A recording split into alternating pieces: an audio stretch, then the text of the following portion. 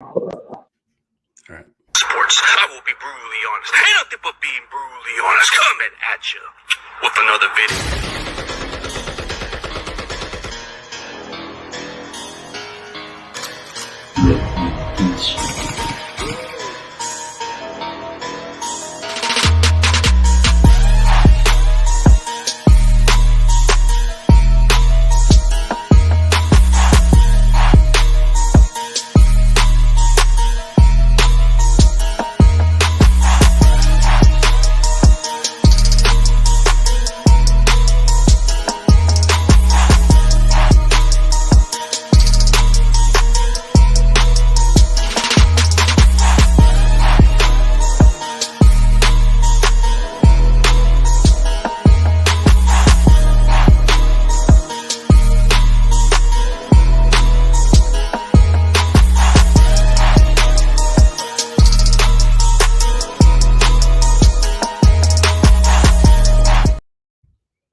What is up, everybody?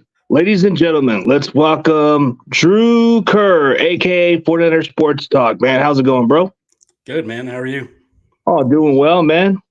The NFL draft has passed by. Yeah. I know this was something you wanted to talk about, but it's a good thing we made it happen. Yeah, absolutely. Absolutely. How are you feeling about everybody that we selected and didn't select? There's some undrafted guys that are pretty interesting too. Yeah, I mean, I got to say half of the players I wasn't too thrilled about, but I think I'll get the hang of them as soon as we see how they are on the football field. Yeah, absolutely. Do you just want to kind of run through them one by one, or how do you want to do this? Oh, yeah. Let's run how the first – okay, so for the first round pick, this one was a surprise pick. I mean, yeah. Your thoughts on Ricky Pearsall? I mean – So I think I had, the same reaction as everybody else did. Everybody's like, what? This guy's like, because of the draft pundits and everybody kind of sets the boards and the media and everything like that. And, so I think everybody's initial reaction was probably the same as mine. And I was like, what? I don't get this pick. But after, looking into it a little bit more and kind of doing some research and a little bit more digging, I'd seen him. I've watched the SEC, so I'd seen him play, a couple games here and there, Florida, and then they had that highlight of him going up and snagging it one-handed Odell Beckham style. And to me, that wasn't even the most impressive part of that play. It was him getting hit and hanging onto the ball and then popping right up, so to me, that was pretty cool. But as I started digging more and more, I started looking into him. I started looking at the comps, the Cooper Kupp, the Puka Nacua, and his draft grades and his athleticism blows those guys off the board. And then I started thinking, well, how is Kyle Shanahan going to use this guy? He's a crisp route runner, and he can separate. He had some jet sweeps that he took to the house. So he has all these abilities. And then I started thinking even deeper. I'm like, Debo's got a fat contract and he's probably he is going to turn 30 during the season next year. So that's probably maybe where they start looking to trade Debo out of there and plug this guy in if he turns out to be who I think he can be in this offense.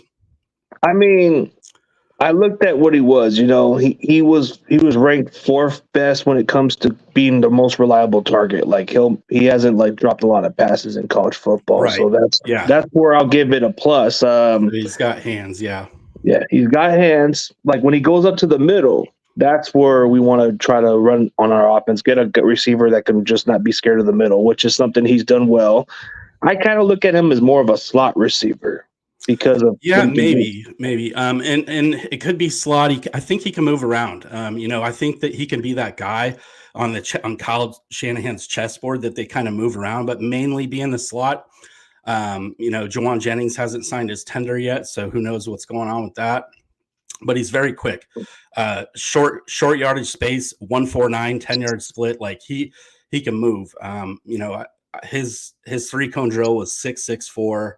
20-yard shuttle, 405, and he's strong. He did 17 on the bench press. So, for his size. Oh, go ahead.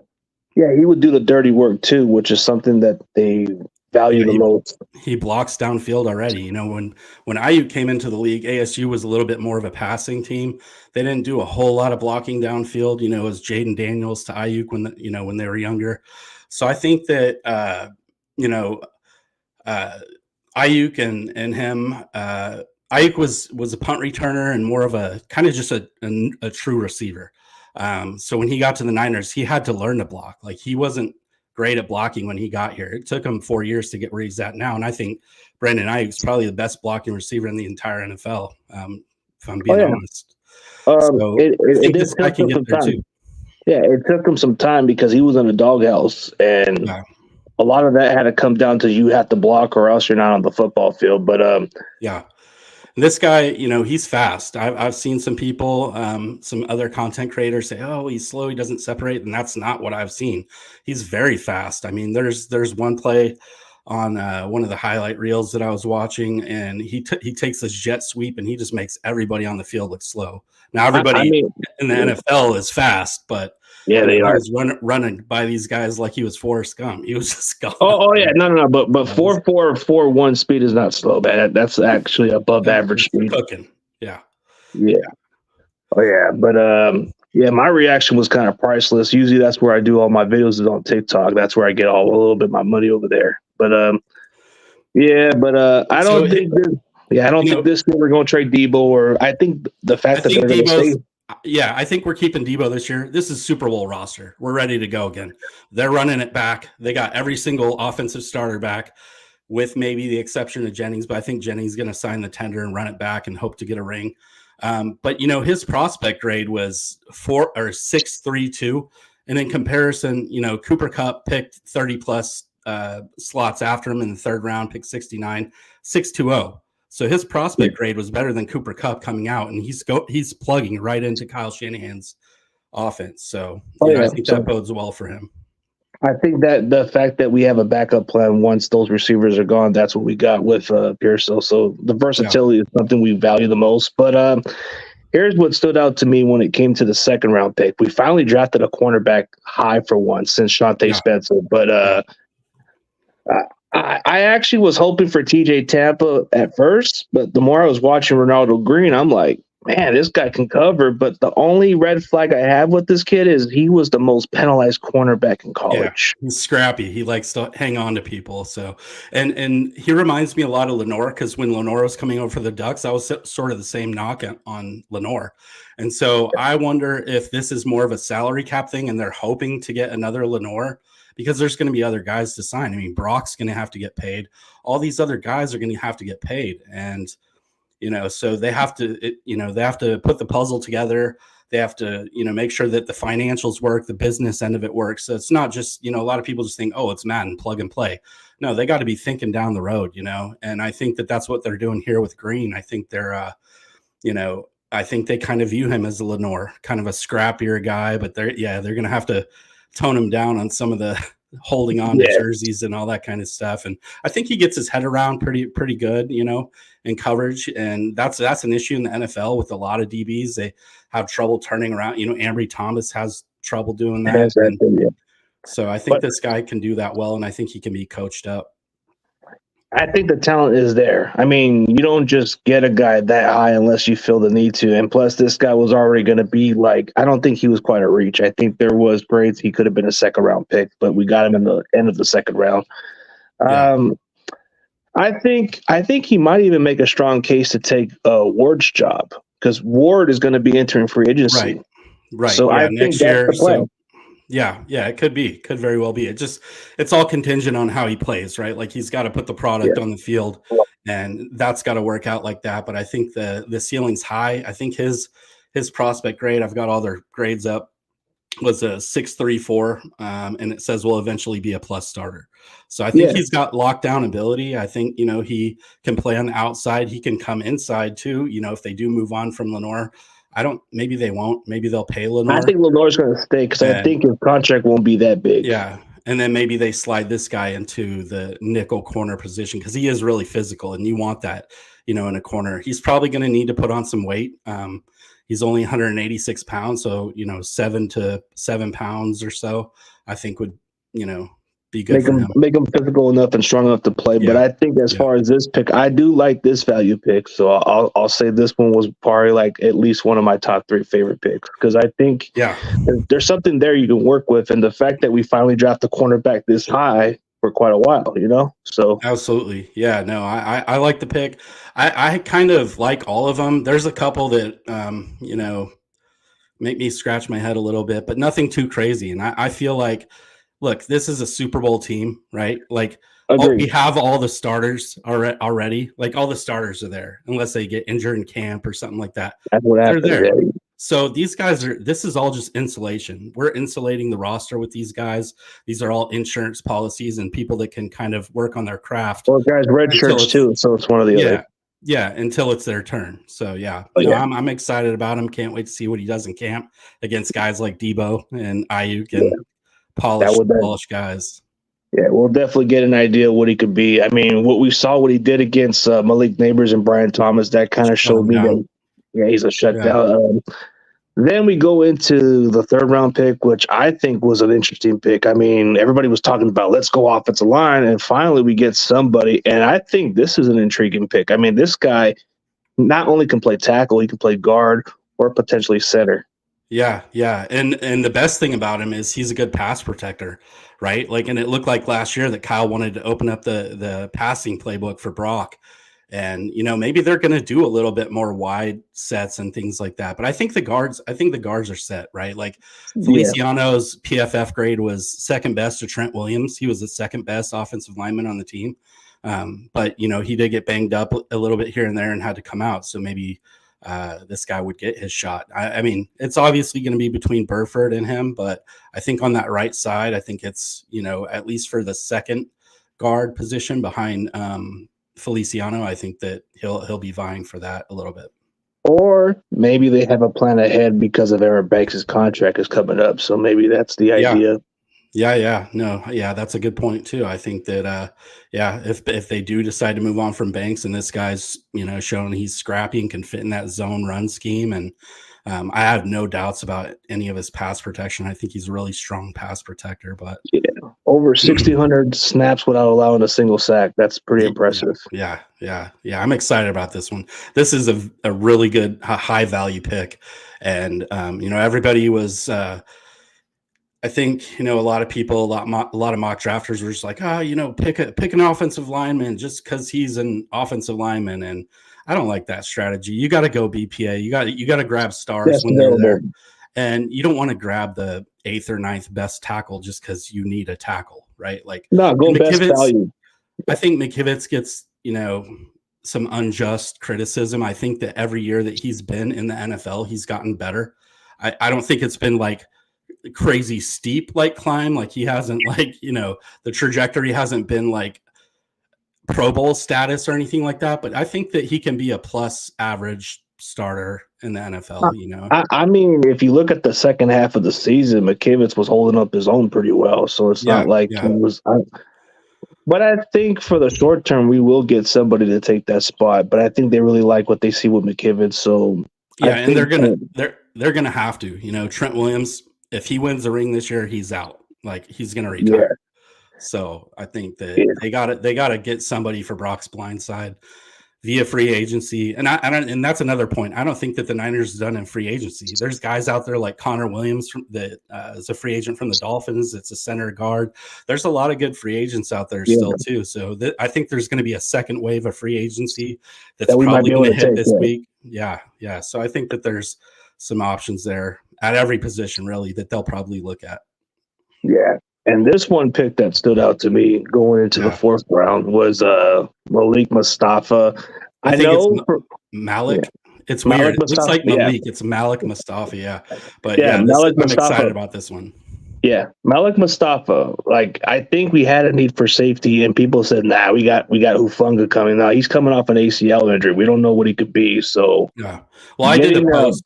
I did a video regarding the depth at safety. And I think that there isn't any depth there. You know, you had Odom, who's primarily a special teamer, and then that's kind of it, you know, like, so they needed a safety really bad, A, for depth, and B, like, we don't know where Hufanga is at, right? Like Hufanga might be, he might still be rehabbing, and he might not even be ready for camp or week 1. So you kind of have to have some insurance there. And I think this guy's, one thing that I noticed that was kind of a theme throughout this draft was they were drafting captains, right? Like captains of their team. And so that shows me that they love this leadership aspect in the locker room.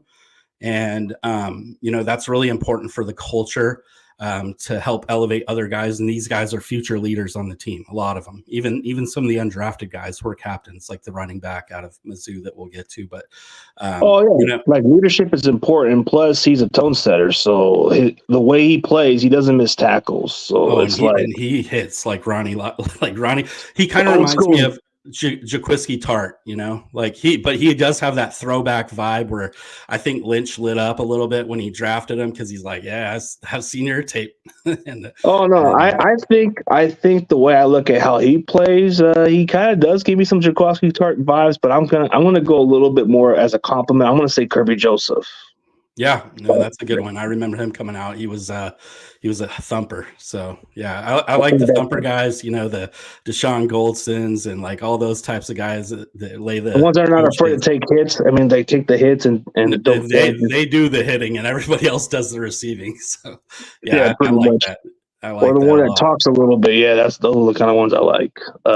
Same. But I think this was a good value because I think, like you just said, behind the starters, there's not really much of a proven depth besides George Odom, who's special teams. But this pick to me stood out. At first, I didn't like it, but then I kind of had second thoughts, So I'm like thinking, whoa, what really? Okay, so for this pick, Isaac Arendo, I had to do more of my due diligence on this guy.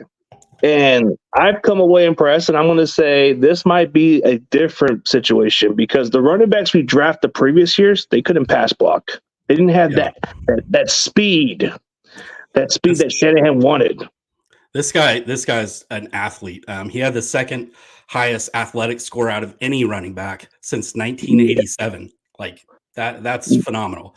And one thing that I noticed when I was watching him last season and kind of just recapping over his highlights is he does exactly what Matt Breida did, and they're not even remotely the same. This guy's carrying 225. He's 6 foot. Breida was a little guy.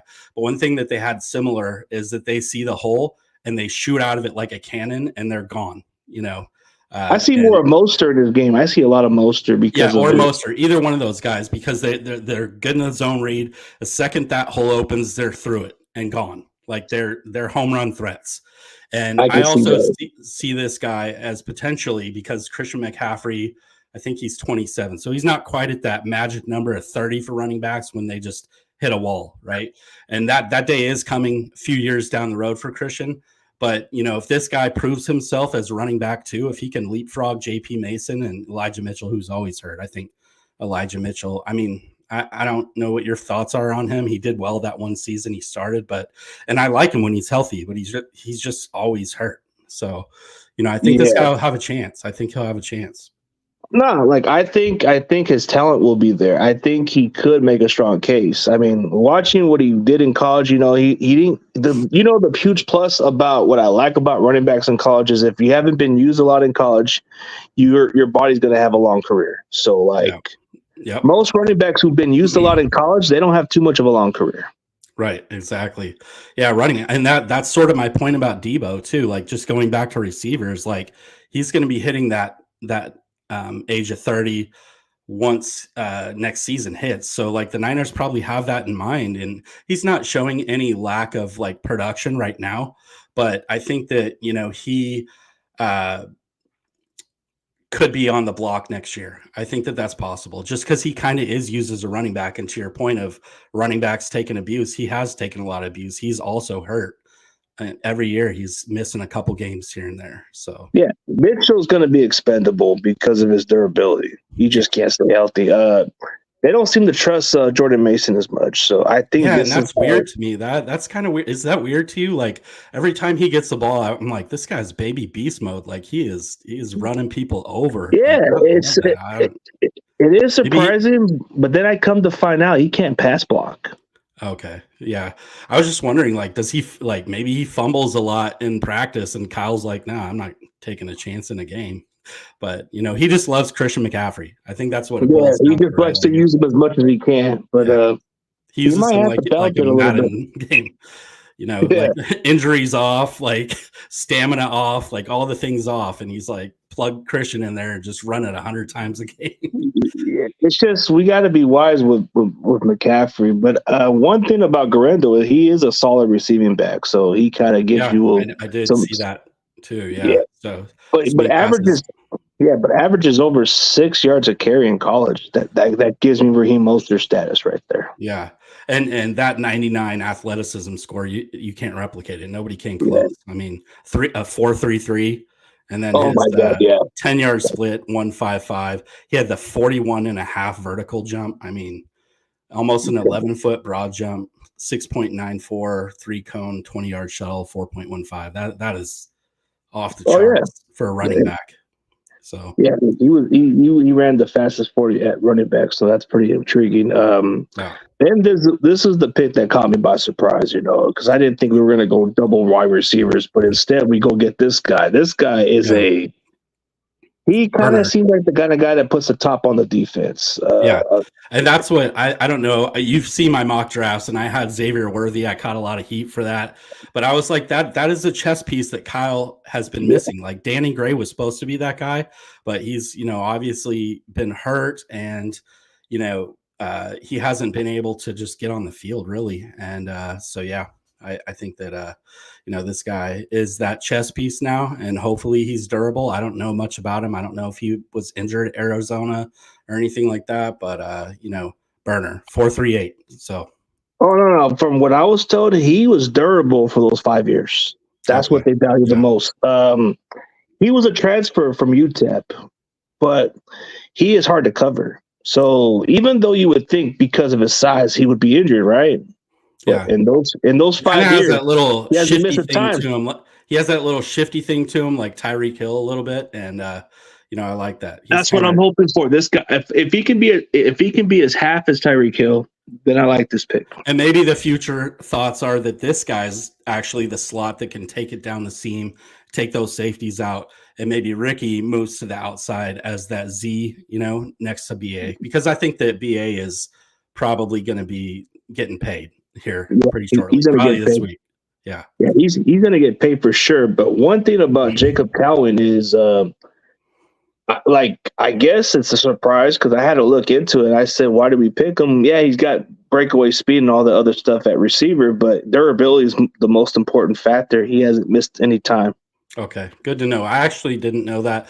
I've got to do some more digging on this guy, to be honest with you. I didn't watch Arizona. I didn't watch the Pac-12 much. I'm sure Guy Haberman, he covered the Pac-12, so he's probably going to have some thoughts on that later on in the week, I'm sure. So. I mean, from an outside look at it, it seems like not everybody watches Pac-12 from where you're from, because you used to be a Bay Area, so it's a little different. Yeah. I grew up in the Bay Area, spent a lot of years in the Bay Area. I'm out in Tennessee now, so SEC country. We got a bunch of Bama fans and Tennessee fans, mostly Tennessee fans, Vols fans out here. That's why I kind of wanted Jalen Wright from Tennessee, but I'm happy with Garendo. Sure. Grendel's kind of like, because if you were right there, Grendel was just in one of those college areas like in Kentucky, but he was a transfer from Wisconsin. So, it's a scheme. Okay, he's a scheme. But this pick to me was a surprise. I didn't have this guy anywhere near my draft boards, but to come away with this, he hasn't allowed a single sack in his entire starting career. When he went to Washington State, he hasn't given up a sack. He's the most versatile offensive lineman that nobody talks about. So he's very athletic. But how the heck is this guy not allowed a single sack? That's just that's due diligence by the front office. And also you have to consider that Caleb Williams was running all over the field with like a chicken with his head cut off. So that his escapability helped out with some of those non-sacks. But the one knock that I did see when they were doing the draft coverage on ESPN and NFL Network was his strength. It looks like he kind of gets knocked back. So I think the weight room is going to have to be his priority. If players have one area of focus that they can work on when they get drafted, I think his is going to be strength, just getting that NFL body and, hitting that weight room really hard and so he can hang in there with those 360-pound tackles and defensive tackles and stuff like that. Yeah. But I think that's the knock on him, but he could bench press 32 reps. Yeah, So. I did see that. So that's kind of weird. Maybe it's a technique thing then, and Forrester can coach it out of him. But I did notice it. I kind of put it on, and he kind of was getting bumped back a little bit. And I think he has shorter arms. Yeah, I think there's potential that he can play center. Yeah, they were at the Senior Bowl. They were actually trying him out at center. They were, having him play there a little bit to kind of, I think, sell his draft stock, and it worked because the Niners, took him in the sixth round. Yeah, six. Yeah, yeah, but yeah, that's just how that's an interesting value that you get somebody. But I think that in the long haul, if we keep this guy on the roster, I think he would be the guy to play center down the road. Mm-hmm.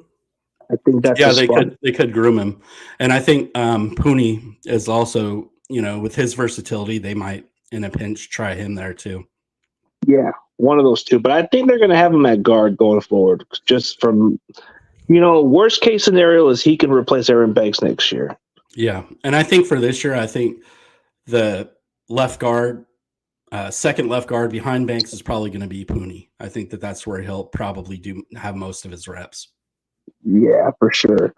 But then we go on the final pick, and this one was more like, we finally got a linebacker, but I know our linebacker depth is pretty deep. So we get this kid from Florida, Tatum Bethum, or Bethum, I don't know how you say his name, but this guy is a physical kind of linebacker. I guess they compare him to a little bit like a Dre Greenlaw. Yeah, so I was actually going through their draft comps, and you and I talked a little bit about this before we got on yesterday, I think. And I was like, I don't know much about this guy, and I didn't. I watched a little bit of his film and highlights and things like that today, and he does kind of fly at the ball. He reminds me of the Fred Warner. He has that Fred Warner, Dre Greenlaw like intensity to the ball, like he just swarms the ball. But I was like, he's going to be competing against Dee Winters and Jalen Graham in camp. Like that's why they drafted him, to have that, those three guys kind of, take each other out in camp. Like, somebody out of those three probably going to get cut or try to get stashed on the practice squad. But, their comps, like they're all the same size. And this was something that I noticed was Dee Winters is a smaller linebacker, very fast, very athletic. And same with Jalen Graham, who was a converted safety. So this guy is kind of that same size. He's, he's 5'11", 229, not a huge linebacker, right? Dre Greenlaw is like 240. Fred's around that too. So, these guys are a little bit smaller that they've been drafting lately, smaller and quicker. And that was just an interesting thing to me, Yeah, they got better instincts and all that stuff, and they're really quick on that. Like Jalen Graham was like a converted safety, but when I was doing my due diligence, I knew a guy who played over there at that college, and he knew a lot about that kid, so I knew what I was getting with Jalen Graham. But this year, looking at Tatum, I was kind of hoping to get Curtis Jacobs, man. I thought that guy would have been good, or Eric Casey. I wanted Trevin Wallace earlier in the draft, and then when they took him, I can't even recall who took him now. I was just like, man, like I really wanted that guy out of Kentucky, the Kentucky linebacker. But he was moving up draft boards. He's kind of like he's a very good player. That's why his draft board was moving up from being a late round guy to like at least an early second or third round pick at least. But yeah. So, I think that he kind of fits the mold of those two guys. And I think it's just, it's going to be a camp battle. But, like Dee Winters ran a 4.49. So he's super fast. He was super fast, undersized, but he needs to work on tackling a little bit better because his tackling, he tends to miss a little bit. Yeah. Yeah. And, Greenlaw says he's going to be back for camp, but, I don't think so. We're not going to count on it. I don't even think if Dre Greenlaw does come back this year, I don't think that he is going to be 100% this year. No, I think he's gonna miss at least half the season a little bit, and then that's when the timeline for the injury and rehab is putting him back around November-ish, December. But if he tries to push it, he's just going to hurt himself again, and it's going to be a setback. No point of it. But that's why we're trying to get some guys to step in. So maybe we get something with Jalen Graham or Dee Winters if they step in. Yeah, hopefully. Hopefully, I mean, we got Campbell. I mean, we got Campbell's Campbell for one. training. Yeah, he's one season removed from being an All Pro, so hopefully we get that level of play too. So Yeah, and the interesting part was he said that this wasn't even his best, and he thinks that there's more to come for him for this season. So yeah. maybe there's something there. Yeah, he's a little bit long in the tooth in his career. He's sort of on the back nine. He's getting a little bit slower, but I think his football IQ is high. He's going to know where the ball's going. He's going to be able to dissect plays and make plays. So, oh yeah, for sure. But speaking of, we'll go with a couple of undrafted players since we already got a couple guys. I'll just pick one in mind. Evan Anderson is probably the most intriguing one. We didn't go D tackle in the draft. I know some of our fans were hoping we got one, but this guy is 6'3", 326 pounds, bro. This dude's a bigger DJ Jones. Did you see the front flip into the swimming pool? Oh my God, a big. That's crazy. And the Niners think highly of him too because they gave him a $280,000 signing bonus. So that means he could have a chance to make a roster, maybe. He's a big boy. Like I haven't looked at any film yet. I'm going to be flat out honest. I haven't looked at anything, but I did look up a picture of him, and he's a space eater. He's huge. He's massive. We don't usually go for those big mammoth guys like that. Yeah, and they are really trying. I mean, Collins is a big boy, and so is Elliott. So they're trying to find guys that just eat space in the middle and that are strong. And I like that because Armstead didn't possess that. He was tall. He was lanky. He was also an injury kind of, everybody loves Eric Armstead, right? Like we all love him. Yeah. He was a great Niner, but missed a lot of time. Yeah. And your best availability is your best ability is your, yeah. Oh, and speaking of I guess you got a new follower, man. Shout out to 49er Media. He does good. Thank you. He does good content for the Niners, and he is a Arizona kind of guy, so that's why he says this is an amazing pick. But yeah, I'm excited to see him honestly in camp. I'm pretty pumped up to see what he can do. I want to also see how our safeties react to that speed. Just from him, but Ricky too. Ricky can take the top off if he gets going. He's got that double move, that shifty little double move, and take it up the field. So we'll see.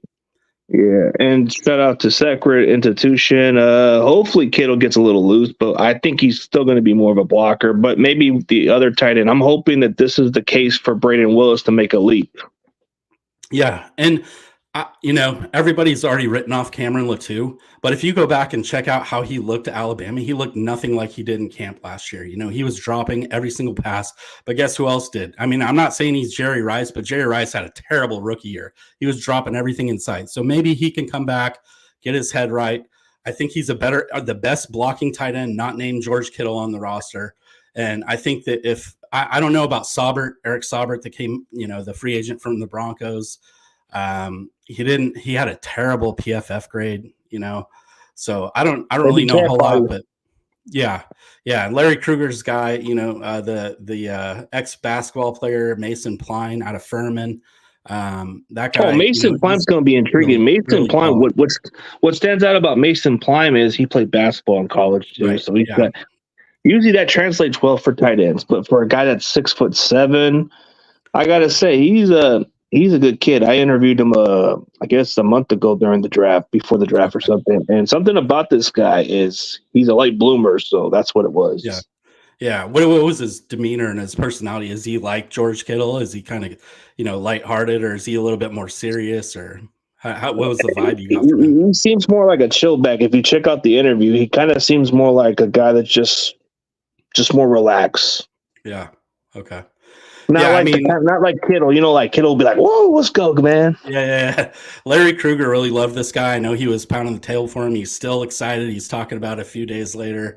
So, and Larry Kruger's talking about Isaac Grendel too, man. He's been on Grendel's case. He says, "Oh, let's put him at fullback." No, I don't think he's going to be a fullback.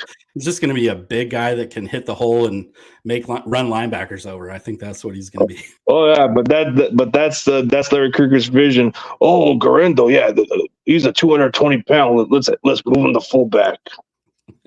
I mean, we got juice for now, so we'll see. Yeah. I think Pline's going to be a good pick. Again, I think he'll be a nice project to develop. He wasn't on my radar, if I'm being honest. I do know a little bit about him just because of Larry, and I watched a little bit of film because of Larry. So I think that Yeah, we'll see. We'll see. Right. I think the tight end battle is going to be great. I think that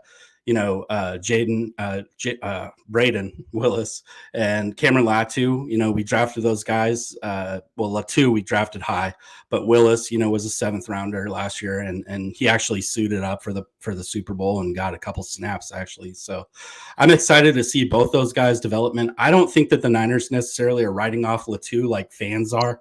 So we'll see how he bounces They're giving back it a chance. Yeah, I think that they'll at least see, if he's dropping everything this camp and everything like that, he's gone probably. But I think he's going to get another fair chance this year. Yeah, but I think Brady's going to be on the rise, which everybody's been sleeping on. Yeah, no, I love him. I'm a Sooners fan, so I went to college in Oklahoma. Sooners fan? I didn't know that. Yeah. I went to college in Oklahoma. I got the little football back there, the little OU football that you could barely see. But it's good, man. This is the kind of co-host I want, man. I want to have a little Sooner in my co-host, man. Yeah. I love the Sooners. I had his dad on too. I had his dad on my show. Oh, Willis's dad? Nice. Yeah. Willis is a good dude. His dad, but he was going to try to get his son to come on my show. Yeah, that'd be awesome if you can land that. That would be great. That's exactly what I think. Tariq Owens was another undrafted that I thought was kind of cool. We only got to see what the beat writers were giving us footage wise, but one thing I noticed is like when he's running routes, that kind of like hunched over like Terrell Owens, like he runs just like his dad. Like when he was running routes, I was like, that looks like T.O. running a route. So maybe he's not quite as polished, obviously, as T.O., but maybe he's a late bloomer. Maybe something will happen there. I hope so. I mean, it's a legacy pick, but we'll see. No, I think he's more of a project right now because I don't think he's going to be the guy that's going to make. I could be wrong. Maybe he might just make the roster out of nowhere and be the 6th receiver. Who knows? We always see these kind of guys who come in camp that we don't expect. Yeah, true. I think that their vision for him is a practice squad position now and work your way up, and we'll see what you do. Him and Tay Martin. I think Tay Martin will probably stick around on the practice squad this year, and he's gotten better every year, at least in the preseason. So we'll see. Hopefully, Pooney can. I wouldn't mind Pooney. Anybody could be better than Brendo. Yeah, I know you're not. I know you're not a big Brendel guy. I've heard you speak on him, but I think that Brendel's okay. He played in this. He got us a Super Bowl. He got us a Super Bowl. He did his part. I mean, in the playoff. Yes. In the playoff. Yeah. No, I was just gonna say 2 guys that I was really high on was obviously JPJ. Jackson Powers Johnson, and we didn't even move up for that guy. That was the crazy part. Zach Frazier, either one of those guys would have been future Hall of Famers at center. Would have been great, but the Dolphins. I think did the Dolphins grab one of those guys? I think no. The Steelers got Zach Frazier, and the Raiders got Jackson Powers Johnson. That really made me counter. Yeah, The Michigan center, I heard he can pancake dudes. Man, that Ted Nugent. I think that's Drake Nugent. Yeah, Drake Nugent. Yeah, Drake Nugent. Not Ted Nugent. One thing though that when they played Ohio State, Michael Hall kind of owned him a little bit. He was tossing him around like a rag doll, but he did that to everybody all year. So but maybe we'll see. We'll see about him. There was only a couple Sooners this year's draft that were kind of like guys you wanted to draft, but the rest of them not so much. Yeah, the Sooners, I mean, after Lincoln Riley left, it was kind of like downhill from there. He stole Caleb Williams and went over there. I can't stand Lincoln Riley now. Oh, dude, I'm like you, bro. I'm just like you. I can't stand Lincoln. I hope he fails in USC. That's always been my mindset. Anytime USC loses, I pop a champagne. Yeah. I mean, he doesn't have Caleb Williams anymore running around the yard, so we'll see. Caleb crying is the best story, too. Yeah.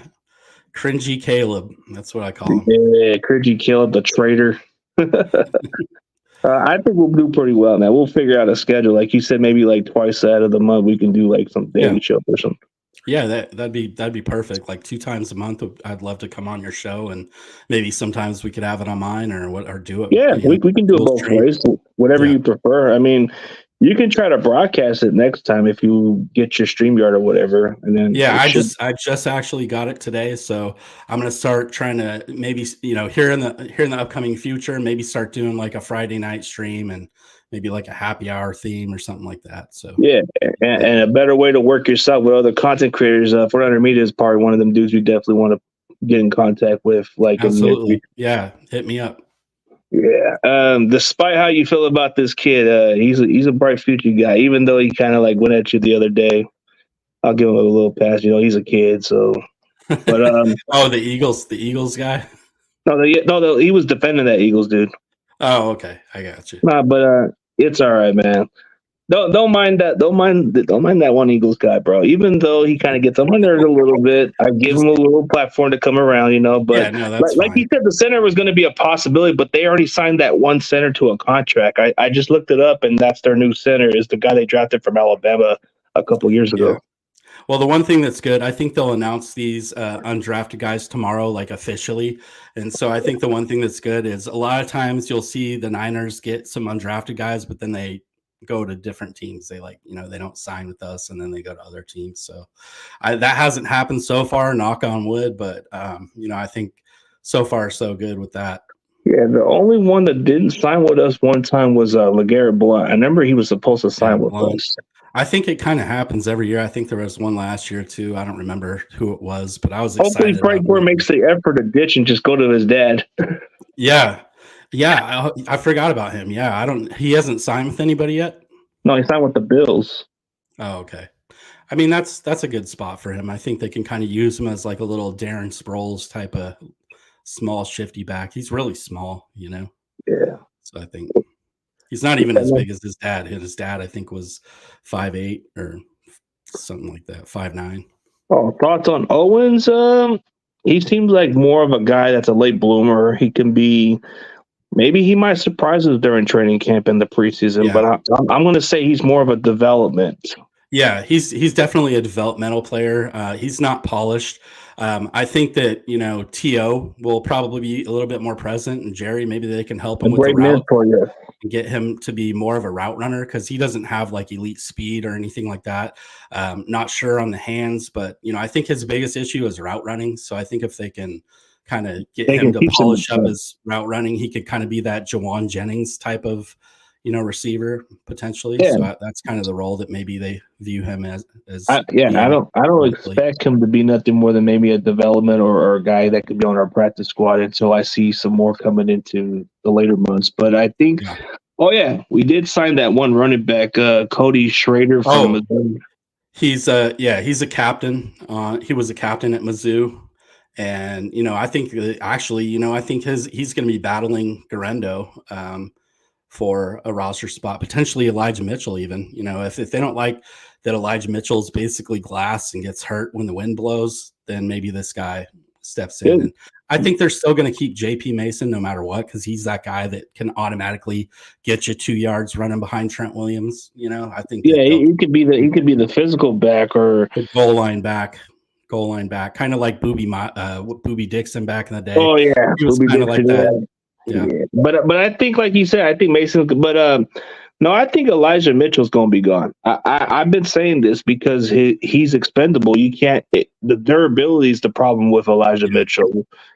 And if you can't stay healthy, they're going to find somebody else. They just found somebody that can do more. Because the issue with that is like anytime somebody is not available, you got to bring up a guy who doesn't have as much experience to fill that running back 3 spot. That's a liability. That's a big liability, especially in a game. Somebody could come in and fumble it or. It's not good. And Mason isn't a good blocker. That's what I was telling you, because you were wondering why he's not on the football field, because he's not quite a good pass blocker. That's what Shanahan wants his running backs to do. So maybe that's why he doesn't get on the field often. Maybe that's why Mitchell gets more of the snaps when McCaffrey rests. If you're going to have a running back 3 and you're going to dress him on game day, having a goal line back is pretty key. I think it is, especially in the red zone. Yeah, you can get like somebody like a Mason who's just a big running back. Yeah. But I would say Trey Mitchell while he's healthy. Yeah, let's see if we can get a late round pick, maybe a 5th round. I'd be okay with, because we can.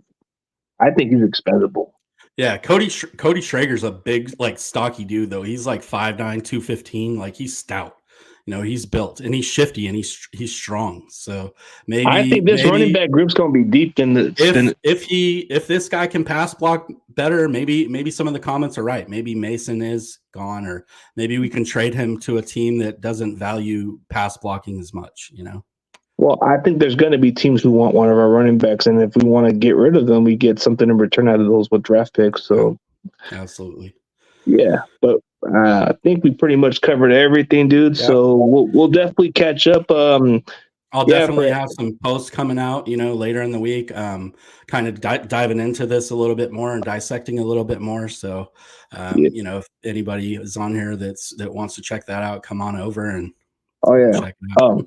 Yeah, and for anybody else that's not familiar with what Drew Kerr does on his content, his channel is called 49ers Sports Talk. He breaks down 49ers content. He gives you the knowledge of the history of the Niners, which he kind of did a full breakdown of the Niners history. Go check out that video, which I promoted on one of my community tabs. Appreciate you for that, yeah. Yeah, very knowledgeable, old school kind of fan, but I didn't know he was a Sooners fan, so I'm even digging it even more. So, yep, yes, sir. Yeah, I mean, I think as far as my co-host, this is something I definitely enjoy about, man. We went on for a little while. I know you probably got some stuff to do, but yeah. But shout out to 49er Media. Go check him out because he checked you out. Maybe give this kid Carcast a chance down the road. I mean, he's just a kid, but he's just a funny guy. But, yeah. And I think you know who John Jay is, but he hasn't been on the comment section yet. But he's somebody that wants to work with you. Okay, cool. Yeah, I mean, my email address is on the channel, so anybody that wants to hit me up, just hit me up there. Oh yeah, for sure. And for everybody else, thank you guys for tuning in, and shout out to the 28 people watching this show, man. Appreciate it. Appreciate y'all. Yeah, appreciate it. And take care, man. Take care.